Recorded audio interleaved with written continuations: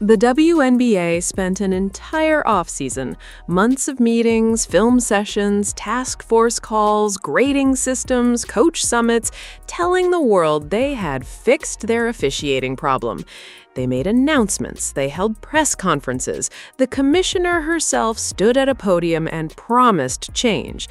And then, on a Wednesday night in June 2026, a grown woman pressed her fist into Caitlin Clark's throat on national television. The referee, standing right there on the baseline, did not blow the whistle, and Clark walked off that court and never came back. So let me ask you something. If that is what fixed looks like, what exactly was broken? Pour yourself something strong, because by the time we are done here, you are not going to be able to look at this league the same way. And I promise you, this goes so much deeper than one dirty play on one Wednesday night. This is a years-long pattern. This is a system that punishes the people who speak up and protects the people who throw punches. And the receipts, honey, the receipts go all the way back to 2024, and they have been piling up ever since. Stay with me because we are going in from the very beginning. Before we get into all of it, do me one quick favor. If you came here for the real story, the one the league does not want trending, hit that like button and subscribe right now, because this channel does not do surface level. We go all the way down. And trust me, tonight we are going all the way down. So here's where we start. Wednesday, June 25th, 2026. Indiana Fever versus the Phoenix Mercury. The Fever would go on to lose 111 to 109 in a game that should have been talked about for Kelsey Mitchell dropping 30 points and Aaliyah Boston going for 23. Instead, nobody is talking about the score. Nobody is talking about the stats, because with 5 minutes and 15 seconds left in the third quarter, Caitlin Clark walked down that tunnel and she did not come back. But here's the thing, the injury wasn't even the beginning of the story. The beginning happened before halftime. 2 plays, back to back. 2 moments that the referees, standing right there, eyes open, feet on that hardwood, decided did not need a whistle. The first one is the play that has been everywhere. Clark drives into the paint, loses her footing, goes down in a scramble for a loose ball. She's on the ground, vulnerable, and Mercury forward Alyssa Thomas drives her knee into Clark's thigh and then, and I need you to actually watch this if you haven't, presses her fist directly into Clark's neck. Not an elbow, not incidental contact, a fist to the throat, while Clark is already on the floor. And the official standing on the baseline? Nothing. Whistle stays in the pocket, play continues. The second play came just a few possessions later. Clark pulls up for a 3 in transition, and Phoenix defender Valerian Ai closes out and steps directly underneath Clark's landing zone. Officials actually stopped the game and reviewed it. They looked at it, they had the technology right there, and still declined to upgrade it to a reckless closeout penalty. 2 chances in one half to protect the most recognizable player in the league. 2 chances, and both times, nothing. Now here's the number that should make your jaw drop. In the fourth quarter of that same game, after Clark had already left the floor, the Fever were called for 11 fouls. The Mercury were called for 2. 11 to 2 in one quarter, after their best player was already in the locker room. You do the math on what that scoreline says about how that game was being officiated. And that's just Wednesday. That's just one night, because this story does not start on Wednesday, not even close. Let us go back. Let us go all the way back to where this pattern actually starts. Because if you are new to following Caitlin Clark's career in the WNBA, you might think Wednesday was an isolated incident. Veteran Clark watchers know better. There's a list, and that list has been growing since the day she walked into this league. It starts in 2024, rookie year. Clark comes in as the #1 overall pick, the most hyped women's basketball player in the history of the sport, and within her first season, she gets hip-checked by Chennedy Carter, off the ball, no warning, just a clean shoulder directly into her body while she wasn't even holding the basketball. The league reviewed it. They upgraded it to a flagrant 1, but only after the fact, only after the footage went everywhere, only after the internet caught fire. The referee missed it in real time. Sound familiar? That same year, the conversation was already starting. Her own head coach and general manager were going on social media calling for action. A segment of fans was screaming that the league wasn't protecting her. And the WNBA's response was essentially, "We hear you, we reviewed it, we upgraded it, now let's move on." And they did move on, right up until the next incident. Then comes 2025. Marina Mabrey shoves Clark. Not a basketball play, not incidental contact going for a ball, a shove. And Marina, to her credit, later said publicly that she went too far. She admitted it. She said it was a combination of competitiveness and frustration, and she crossed a line. That admission matters because it tells you that even the players who do these things sometimes know exactly what they're doing. And still, in the moment, the officials did not handle it the way it needed to be handled. And now, here we are in 2026, task force and all, a whole new season of promises. And Alyssa Thomas puts a fist to the throat. Chennedy Carter, Marina Mabrey, Alyssa Thomas. That is not bad luck. That is not coincidence. That is a pattern that has been developing for 2.5 years. And the league has responded each time with after-the-fact punishments, strongly worded statements, and the quiet hope that the next news cycle will move everyone along. And every single time, it has worked. Until now. Because something feels different this time. The anger is louder, the frustration has been building for too long, and the people closest to Caitlin Clark have completely run out of patience. Let's talk about the clapping incident for a second, because this is the part that tells you everything you need to know about how this league operates. And I mean everything. The Monday before the Wednesday fist-to-the-throat game, these same two teams, Indiana Fever and Phoenix Mercury, played each other. The Fever won 86-77 in a game that featured 6 technical fouls and 1 ejection. Already messy, already chaotic, already a game the officials had clearly lost control of. And in that game, Caitlin Clark got hit with a technical foul for clapping. Not screaming at a ref, not throwing anything, not making contact with anyone. Clapping her hands after being called for a personal foul. Clark confirmed it herself in the post-game press conference. She said she asked referee Gerda Gatling directly. She looked that official in the face and said, "Why did I get a technical?" And Gatling told her, "Clapping." Clark's response was exactly what you'd expect from someone trying very hard to stay composed when the situation is completely absurd. She said, "It's ridiculous. I got a technical for clapping. We should all just go on the calendar now and pick a game I'm going to be suspended for if I'm going to get technicals for clapping." The Fever appealed it. They went through the proper channels, they submitted the paperwork, made their case, waited for the league to look at it. And the WNBA declined to rescind it. The technical stands, Clark stays at 5 technicals on the season with a $1,000 fine attached and sitting just 3 away from the automatic 1-game suspension that kicks in at 8. So let me lay this out plainly. Clapping after a foul call, technical foul, that sticks. Fist to the throat on a player who is already on the ground? No call in real time, suspension issued the next day only after the entire internet lost its mind. That is the officiating system we are dealing with. That is the consistency, or the complete lack of it, that Stephanie White has been screaming about. And speaking of Stephanie White, we need to spend some real time here because what she said in that post-game press conference on Wednesday night was not just frustration, it was an indictment. Stephanie White walked into that press conference and she did not hold a single thing back. Not one thing. And anyone who has followed her since she came back to lead this Fever team knows that is not always her style. She is measured, she is professional, she picks her battles.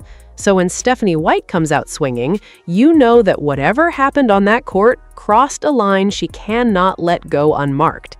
She called the Thomas play egregious. She called it utterly disrespectful. She said the fist to the throat was crazy, and she said it twice, like she needed to make sure everyone in the room really heard her. She said it was dangerous. And then she described bringing it to the officials' attention at halftime. She went to them directly, told them what happened, put them on notice, and then watched her team get called for 11 fouls in the fourth quarter while the Mercury shot 24 free throws in the second half, after she had flagged it.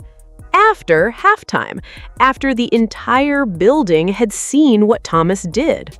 But here is the line that I keep coming back to. The line that tells you this is not just about Wednesday night. White said, "We spent all offseason looking at officiating. All offseason. And I still say the one thing that we keep asking for is consistency. She is not called the same way everybody else is called. All offseason." That means they were in those task force meetings. They were reviewing film, they were having the conversations with league leadership, and Stephanie White sat in those rooms, said what needed to be said, went through the entire process the league laid out, and then watched a fist connect with her player's throat while a ref looked on and did nothing. And this is not even the first time she has done this.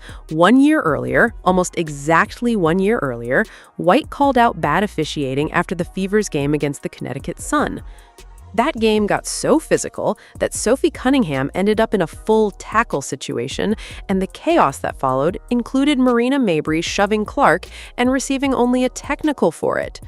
White said something then, the league did what the league does, moved on, issued some statements, hoped for the best, and here they are again. A year later, same coach, same frustration, different opponent, same fist.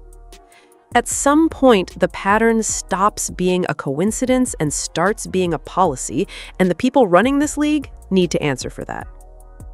Now let us talk about the task force, because this is the part that is genuinely maddening if you have been following this story since the offseason. After the 2025 playoffs, the officiating situation had gotten so bad that Commissioner Kathy Engelbert had no choice but to address it publicly. What happened in those playoffs was not just bad, it was the kind of bad that threatens the credibility of the entire product. Cheryl Reeve, the head coach of the Minnesota Lynx, watched Nafisa Collier go down with a season-ending leg injury after a collision with, and you cannot make this up, Alyssa Thomas, again, with no call. Reeve went off in the postgame. She called the officiating crew, and I'm paraphrasing here because the actual quote involves some words we can't say on this channel, essentially completely incompetent at the highest level. She got the largest fine in league history for it. And then Engelbert stood at a podium before Game 1 of the WNBA Finals and announced a task force, a dedicated officiating task force, separate from the normal competition committee. Stephanie White was on it. Cheryl Reeve was on it. Becky Hammon was on it. Officials were put on grading systems. Performance was tied to playoff assignments. Film was reviewed, hours and hours of it, according to league leadership. They hired new referee development advisors, former officials Kurt Walker and Eric Bruton, specifically to work on making refs better. The WNBA entered 2026 with the most deliberate officiating overhaul in the history of the league. And the changes showed up immediately, just not in the way anyone wanted. The league went from averaging 17.5 fouls per game in 2025 to 22.3 fouls per game in the first weeks of the season. Free throw attempts spiked from 18.2 per game to 23.1. In the first 11 games of the season, 5 featured a team attempting at least 25 free throws. There were only 25 such games in the entire previous season. Breanna Stewart, the New York Liberty star who has nothing to do with the Fever Mercury drama, called it insane that one of her games ran 2 hours and 41 minutes. It disrupts everyone's flow, she said. Players across the league were complaining that the overcorrection was making the games unwatchable. And here is the cruel irony. The league overcorrected into calling too many fouls, the kind of soft touch fouls that make games feel like free throw competitions, and still, somehow, managed to miss a fist to the throat. They called more fouls than ever and still missed that one. How does that happen? How do you tighten the screws on everything and still have a referee standing on the baseline watching someone press their knuckles into a player's neck and not react? The answer is structural, and it is an answer the league leadership has been quietly acknowledging for years without actually fixing it.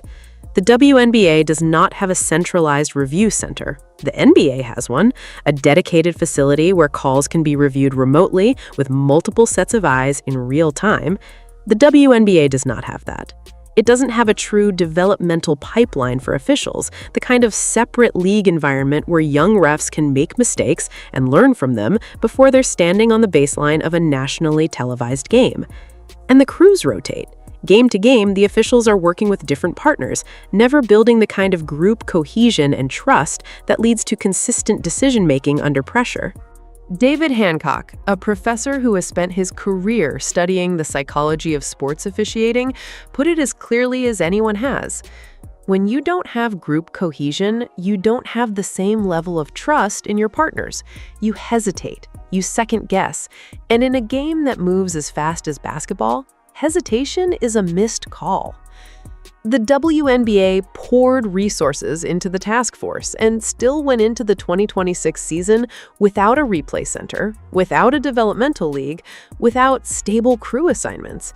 The foundation has not changed, and the foundation is where the problem lives. Here's something nobody is talking about enough in all of this. The way this league handles anyone who speaks up about officiating is not just harsh, it is a deliberate silencing strategy. And it has been going on long enough that it has become its own scandal inside the scandal. Sophie Cunningham, Clark's teammate and ride-or-die defender on and off the court, was fined 3 separate times in just a couple of months for criticizing officials. 3 times in 2 months. That is not discipline, that is a message. Shut up or keep paying. White and Becky Hammon were each hit with $1,000 fines simply for publicly expressing support for Cheryl Reeve after Reeve's playoff ejection. They did not even criticize the officials themselves, they just said they agreed with their colleague, and the league fined them for it. Reeve's fine for the malpractice comment, the largest in league history at the time, sent a very clear signal to every coach in the league.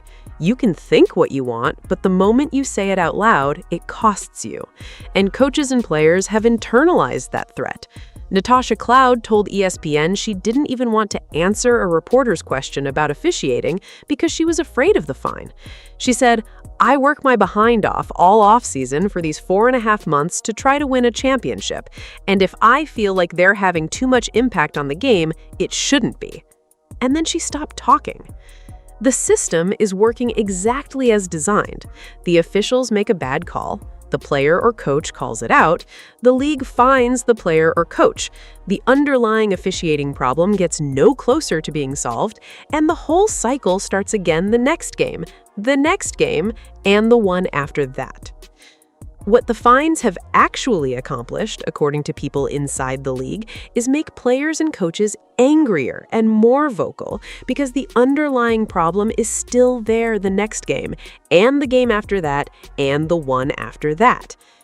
And then there is Caitlin Clark's own relationship with the system, which is its own fascinating thread. Clark has been, by almost any measure, remarkably restrained for someone who has been physically targeted as many times as she has. She stays out of the public back and forth for the most part. She knows that anything she says will be twisted. There is a clear and documented understanding in her camp that the media and the league environment will weaponize even the mildest complaint. So she stays quiet. And then she gets fined $200 in the 2025 playoffs for posting the phrase, "Refs couldn't stop us," on her social media after a win. $200. She responded by posting about the fine and making a joke about it. Sophie Cunningham offered to start a fundraiser. That is how absurd it had gotten. Clark's own brother, Colin Clark, posted on social media after one of her injuries that the reffing was directly to blame. He deleted it quickly, but the fact that the people closest to her are watching these games, watching what happens to her on that court, and feeling the need to say something, and then thinking better of it because of the environment the league has created, that tells you everything. Let's talk about what Wednesday actually costs the Fever, because beyond the drama and the outrage and the post-game press conference, there are real basketball stakes here that are about to get very serious. The Fever fell to 10-8 on the season with that loss. They have a break coming. They host the Los Angeles Sparks on Saturday and then don't play again until July 5th on the road against the defending champion Las Vegas Aces. That little pocket of rest is the best possible thing that could happen for Clark's back right now. She's been managing that injury all season. She missed one game back on May 20th against the Fire and has been listed as probable with the back situation in essentially every game since. This has been a ticking clock all year. Wednesday may have just pushed that clock closer to midnight. But here is the bigger picture risk that a lot of people in this conversation are glossing over, and it is the one that should genuinely be keeping league leadership up at night.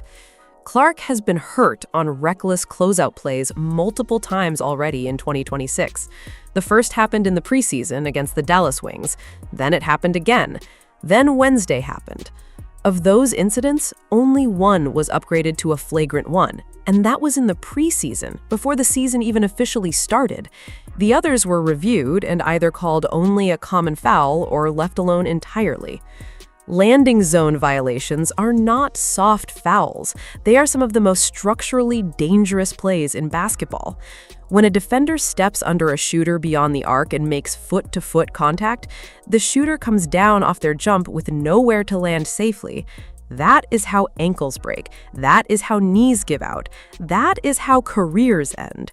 And Clark, because of her shooting volume and the desperation of defenders trying to stop her from behind the line, is at higher risk from these plays than almost anyone else in the league. The comparison that keeps coming up is the NFL and how it handles its star quarterbacks. For years, the NFL absorbed criticism for what felt like overly protective rules around quarterbacks. You couldn't hit them below the knees, you couldn't land on them after the whistle, you couldn't breathe on them wrong after the ball left their hand. But the NFL made that call because it understood that losing its star quarterbacks to preventable injuries was an existential threat to the product. The WNBA is sitting on the same crossroads right now, and it is not making the same call. Not consistently, not reliably, not every game. And the gap between "we reviewed it" and "we called it correctly in real time" is where Caitlin Clark keeps getting hurt. There is one more layer, and it is the layer that makes the whole thing sting a little differently if you actually care where this league is going. Because this is not just a Caitlin Clark story, it is a story about what the WNBA is at this particular moment in its history, and what it risks losing if it does not get this right. Clark's arrival changed the financial reality of this league in ways that are not even fully visible yet. The WNBA went from broadcast rights worth essentially nothing in the early 2000s to around $60 million a year, with that number set to climb dramatically as part of the combined deal with the NBA. Expansion fees are now coming in at $250 million per new team. The league is not struggling to survive the way it once was. It is growing fast. And that growth has brought new fans, millions of them, fans who came specifically to watch Caitlin Clark play basketball. And right now, according to multiple reports, some of those new fans are in the process of becoming former fans. Not because Clark is not entertaining, not because the basketball is not good, but because watching the person they came to see get hit, shoved, kneed, and fisted, and watching the people who are supposed to enforce the rules either miss it or do nothing, is not an experience that makes you want to come back. Gino Aurima, 13-time NCAA national champion, one of the most respected voices in women's basketball, said it plainly in the lead-up to all of this. The product has to keep getting better. The pressure is on the players and the league to make sure what happens on that court justifies the attention and investment that is now flowing into it.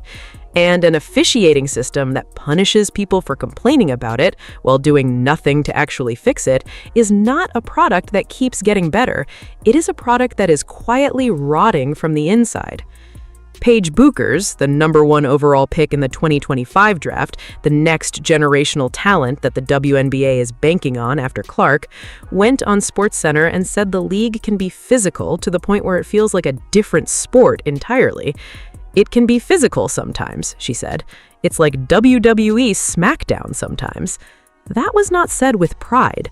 That was said with concern, from a player who has been in the league for 1 year.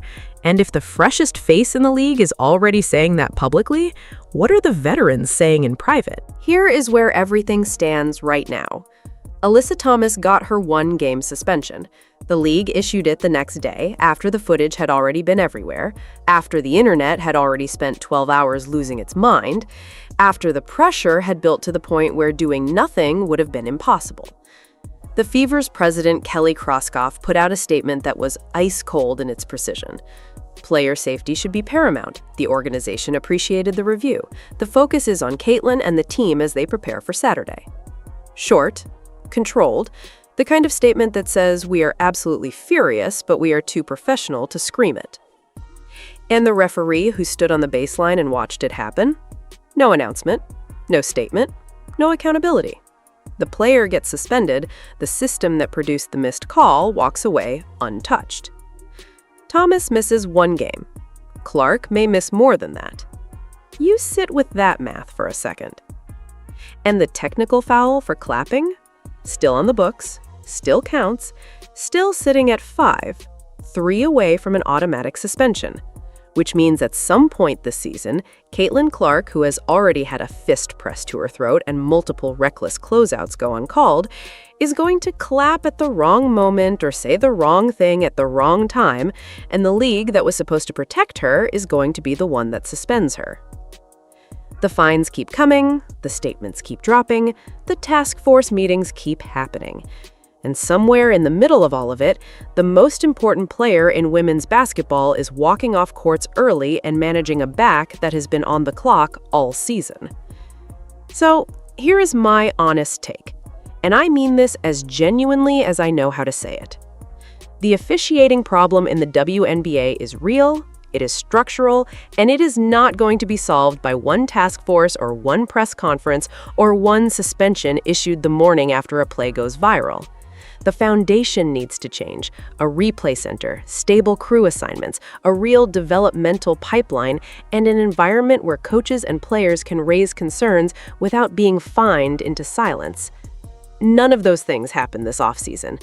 Some of them are not even on the public timeline yet.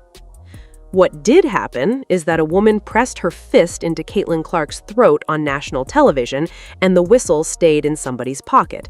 And the league that spent months promising change had to scramble the next morning to issue a suspension before the news cycle fully got away from them.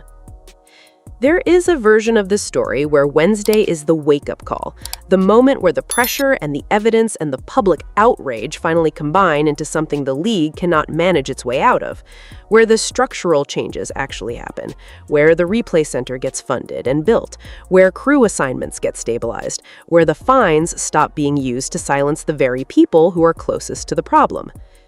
But there is another version.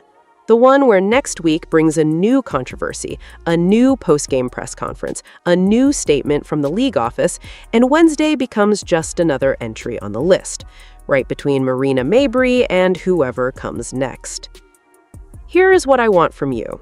Drop it in the comments right now. Do you think the WNBA is genuinely trying to fix this problem and just failing? Or do you think the silence, the fines, the non-calls, the after-the-fact suspensions, is the system working exactly the way someone wants it to? Because I have a feeling your answer depends entirely on how long you have been watching this play out. And your takes, as always, are going to be sharper than mine. Like this video if the full story landed different than you expected.